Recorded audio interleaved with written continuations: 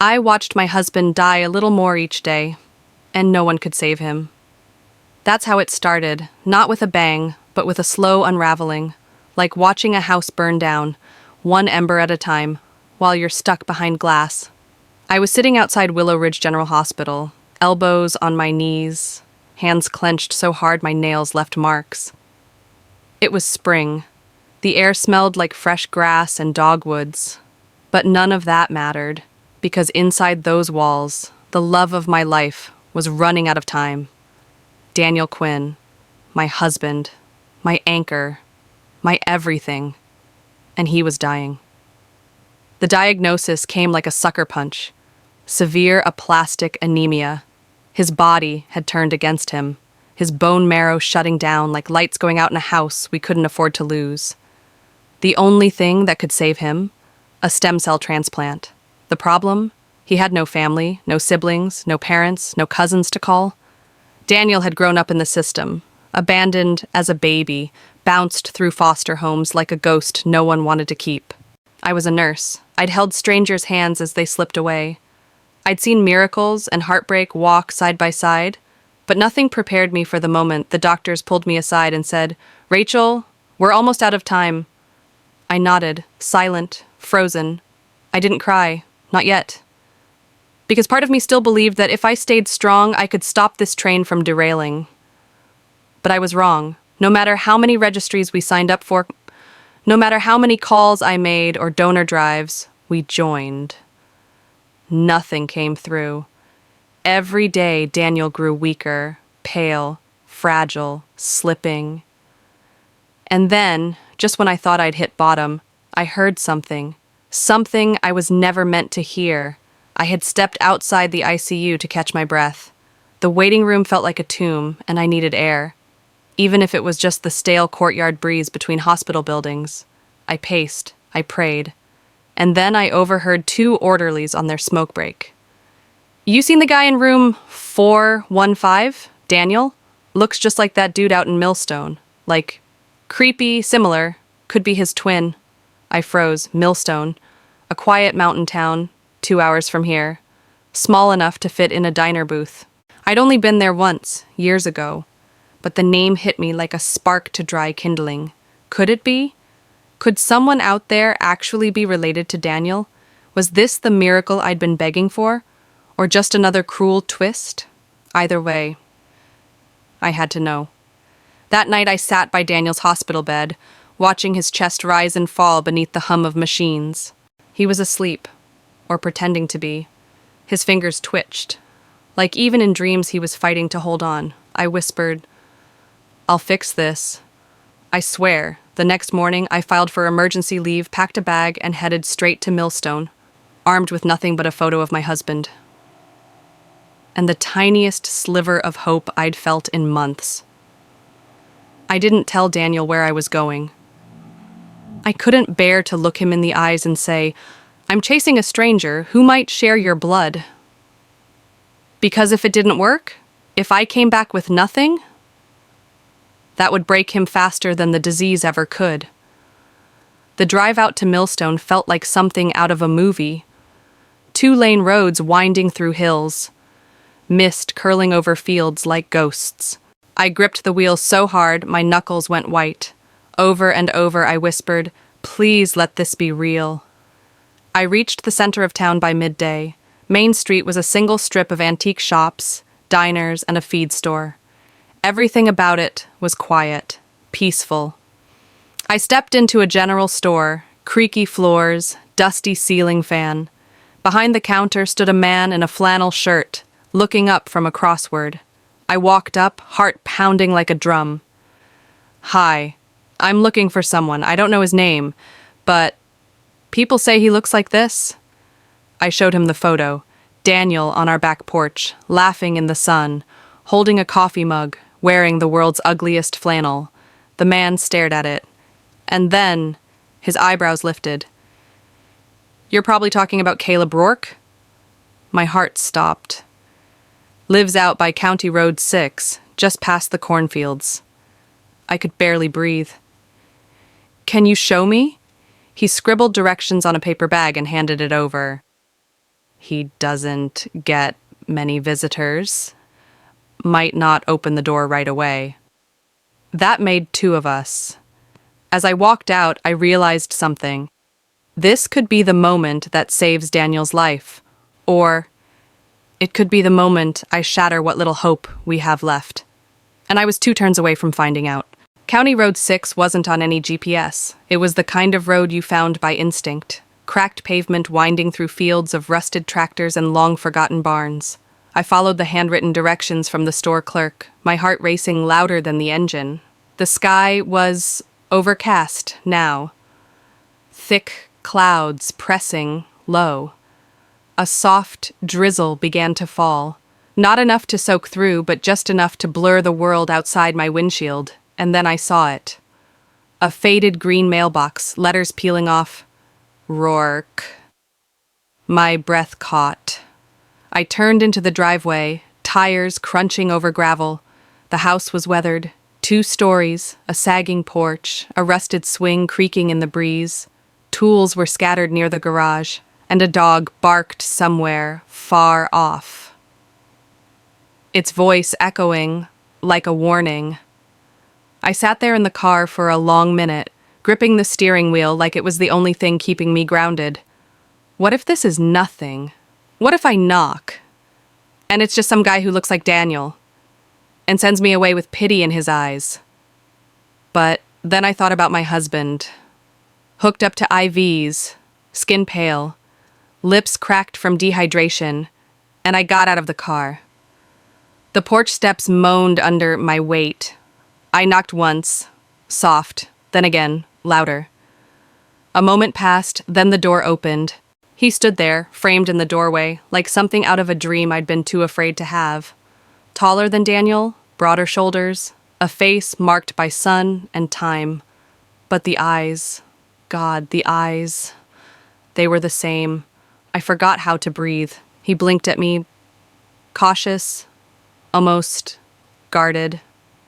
"Can I help you?" His voice was low, gravelly, not unkind, just wary. My throat tightened. I held up my phone with trembling hands, showing him Daniel's photo. "This is my husband. He's dying. And someone said you look like him." He stared at the picture for what felt like forever. Then his jaw clenched. He looked back up at me, eyes narrowing. Not in suspicion, but in confusion or recognition, or maybe both. "Well, I'll be damned." I waited. "You'd better come in." The inside of his home smelled like motor oil and black coffee, worn wood floors, a single chair pulled up next to an old fireplace. He gestured for me to sit, then lowered himself onto the edge of the couch, like his body had suddenly remembered the weight of the moment. "Name's Caleb Rourke. You said your husband's name is Daniel Quinn." He nodded slowly, eyes flicking back to the photo. "He looks just like my mother." I flinched. You think he's your brother?" He rubbed his face with both hands, letting out a shaky breath. "I don't think. I know." My world tilted. He leaned forward, elbows on his knees. "She wasn't a good mom? Not even close. Had a lot of kids, different dads. Most of us got dumped with relatives, or left to figure it out on our own. But there was one baby. A boy. She gave up at birth. Never told anyone his name, just said he was gone." He shook his head. "I was 5. I remember watching her sign the hospital papers, like she was returning a shirt that didn't fit. I never forgot it. Always wondered what happened to him, but I didn't know where to start. 1,000 emotions crashed through me at once. Disbelief, heartbreak, and something dangerous. Hope. I pulled Daniel's latest medical report from my bag and placed it on the table between us. "He needs a stem cell transplant, Caleb. He's out of time. There's no one else." He looked at the file, then at me. Then he stood up, walked into the kitchen, and came back with his truck keys. "Let's go." I blinked. "Wait, You mean? I'll get tested. I'll do the transplant. If I'm a match. My lip trembled. You don't even know him. He looked me dead in the eyes. He's my brother. That's all I need to know. We left Millstone before the rain could turn into a storm. I drove ahead. Caleb followed close behind in his beat-up pickup. Its headlights steady in my rearview mirror like a guardian I didn't know I needed. By the time we reached hospital, it was after midnight. When I stepped into Daniel's room with Caleb behind me, Daniel was awake. Weak. Propped up on pillows. But alert. He looked at me first and smiled faintly, then glanced over my shoulder and froze. His expression shifted from confusion to disbelief, like he was looking at a ghost. Caleb stepped forward, his voice tight but steady. I think I'm your brother. Daniel didn't speak at first, just stared. And then, slowly, his hand lifted, trembling, reaching, and Caleb took it, without hesitation. We'll talk later, Caleb said, his voice thick. Right now. I'm here to help you live. I stood in the corner, heart thudding, watching the impossible unfold. Two strangers, two brothers, meeting for the first time at the edge of life and death. And just like that, everything changed. You'd think the hardest part would be finding a match, but the real storm begins after you find one. The next few days blurred into a haze of lab work, paperwork, and late-night prayers, whispered between long hospital shifts and restless sleep. Caleb underwent a full screening, blood tests, HLA typing, cross-match evaluations, the whole protocol. And then came the moment I had been hanging everything on. He's a perfect match. I didn't cry. I collapsed. Everything I'd been holding in, the sleepless nights, the fear, the bitterness toward a world that kept pushing us toward a cliff, it all poured out in a flood of relief. But Caleb, he didn't flinch. Not once. Just tell me where and when, he said. Let's get this done. The doctors scheduled the transplant in record time. Daniel's counts were dropping too fast to wait. His body couldn't fight much longer. They explained the risks, the potential for rejection, the recovery time. All the medical lingo that usually sends families spiraling. But I didn't need the rundown. I already knew. I'd walked this road with strangers. Now I was walking it with the man I loved. And this time, the outcome mattered more than anything else in my life. The transplant day came fast. Caleb was calm, dressed in a loose hospital gown, cracking jokes with the nurses like this was just another Sunday chore. But I saw it. The stiffness in his shoulders, the way he kept glancing down at the IV line like it was a leash tying him to something bigger than himself. He caught me watching and smirked. Never thought I'd save someone before meeting them. I walked over, rested my hand on his. You're not just saving a life, Caleb. You're saving my life, too. He looked away then, said nothing. But his fingers squeezed mine, just once, and that said enough. In the next room, Daniel was prepped, gaunt, exhausted, barely able to speak, but when I leaned down to kiss his forehead, he whispered something I'll never forget. Tell him thank you, even if this doesn't work. He gave me a piece of myself I never knew was missing. The transfusion took hours. Caleb's stem cells flowed into Daniel's veins through a single IV line. A colorless liquid that held everything: hope, memory, history, future. It was silent in that room, sacred, like watching a resurrection in slow motion. The days after were brutal. Daniel's body reacted like it was on fire. Fevers, mouth sores, bone pain. He dropped weight fast, and there were nights I sat beside his bed, convinced he wasn't going to make it. I watched machines breathe for him. I watched nurses speak in whispers.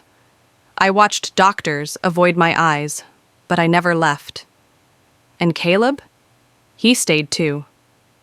camped out in the waiting room with a worn duffel and vending machine coffee, refusing to go home. Sometimes he'd sit outside Daniel's room, just watching, like a man making up for time he didn't even know he'd lost. One night I walked in and found him talking to Daniel through the glass, his voice barely audible. "Guess we're brothers now, huh? Never had one before. Don't really know how it works. But I'm here, if you want one." Daniel was too weak to reply, but his eyes opened, and he smiled, and somehow, that was enough. 3 weeks later, Daniel turned a corner. The marrow graft took. His white cell count climbed. His fever broke.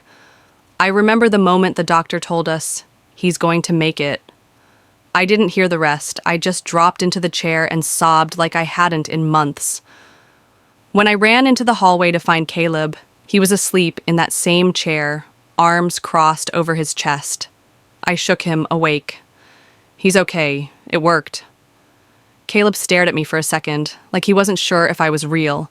Then he nodded once and whispered, "Good. He deserves that." The recovery wasn't magic. It was slow, painful, unforgiving. But every day Daniel grew stronger. He started walking again, talking more, eating on his own. And one afternoon, he turned to Caleb, who had started showing up with crossword puzzles and black coffee, and asked him the question we'd all been circling around. "Why did you do it? You didn't know me." Caleb leaned back, his eyes darker than usual. "Maybe not, but I knew what it felt like to be forgotten, and I wasn't about to forget someone who had my blood. I don't care how long it took. I was meant to find you." They didn't hug. They didn't cry. But they didn't have to. Sometimes family is louder in silence than in words. 6 months later, we were back home. Daniel had color in his cheeks again. He was even back in the workshop, sanding wood and making messes that drove me crazy. And Caleb? He became part of our lives. Dinners, holidays, football games on the porch. We weren't just healed, we were whole. I started this story thinking I'd lost everything. But what I found was something even more powerful. That blood isn't just what keeps us alive. It's what connects us, even across time, pain, and impossible odds. And sometimes, the family you never knew is the one that saves you.